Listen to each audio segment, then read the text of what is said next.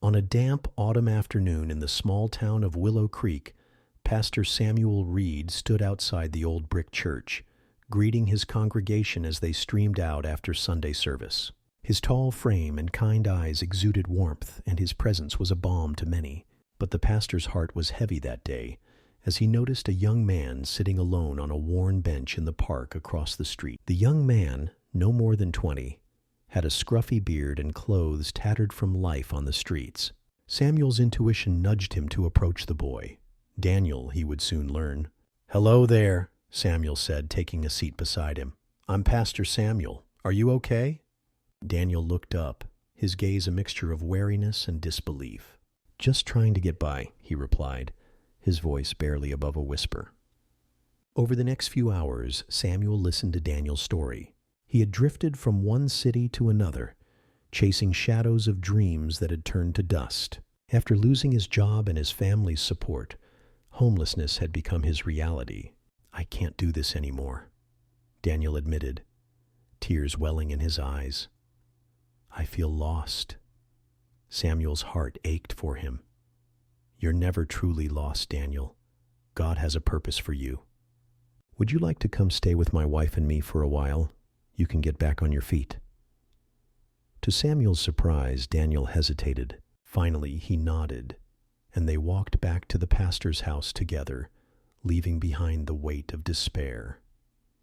The Reed household was modest, but filled with love. Anne, Samuel's wife, greeted them with a warm embrace. "Welcome, Daniel. We're thrilled to have you here."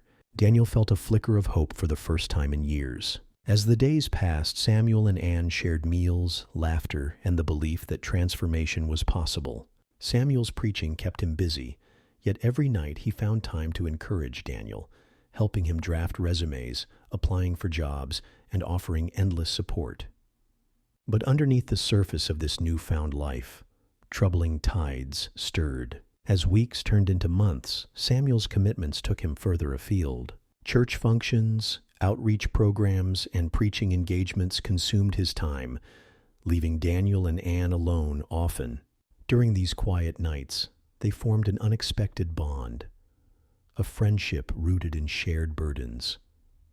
Anne admired Daniel's resilience and passion. He listened intently to her stories, providing an outlet for her loneliness amid Samuel's absence.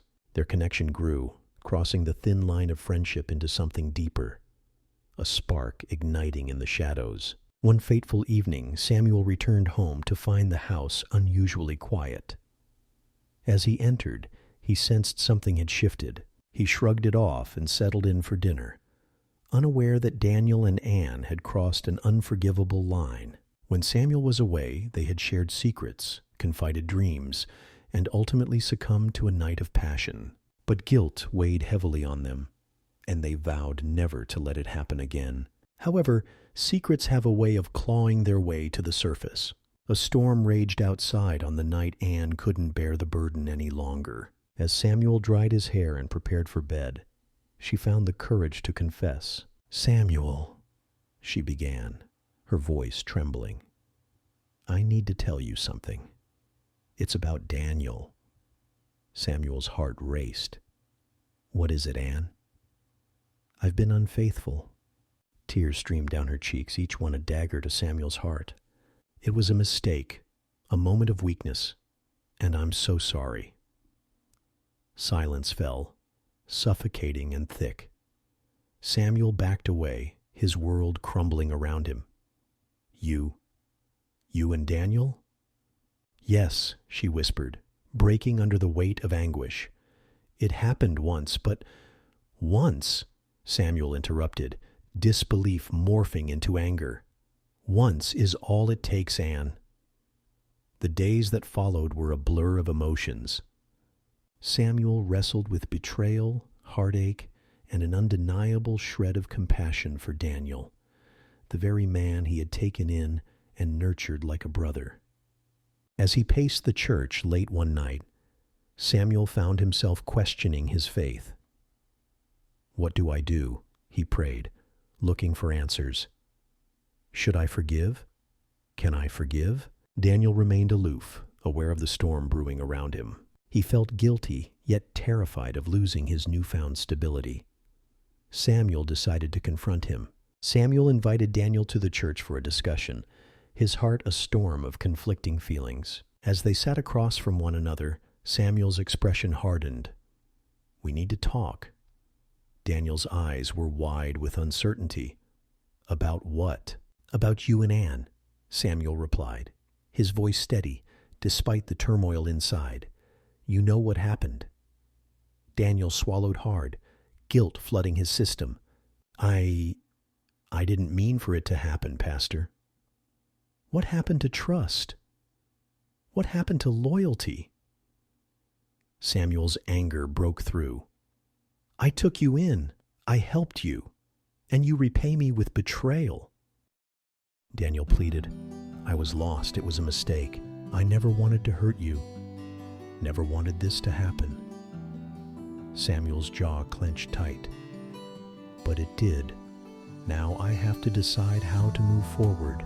Days flowed into weeks, and the tension in the house became palpable. Anne expressed profound regret, desperate to make amends, while Daniel clung to the hope of redemption. Their lives hung in a delicate balance. On a chilly morning, Anne approached Samuel. "What if we sought counseling together? A chance to heal, to rebuild." Samuel felt conflicted. He wanted to save his marriage, but didn't know if he could let go of the deep betrayal. "I don't know if I can forgive you," he admitted, his voice barely a whisper.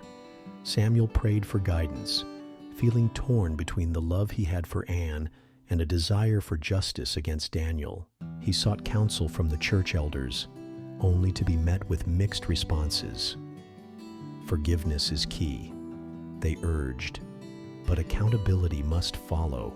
What do you think the pastor should do after the events that unfolded? Should there be a path for redemption, or should there be consequences for their actions? Share your thoughts, and let's discuss the complex nature of forgiveness.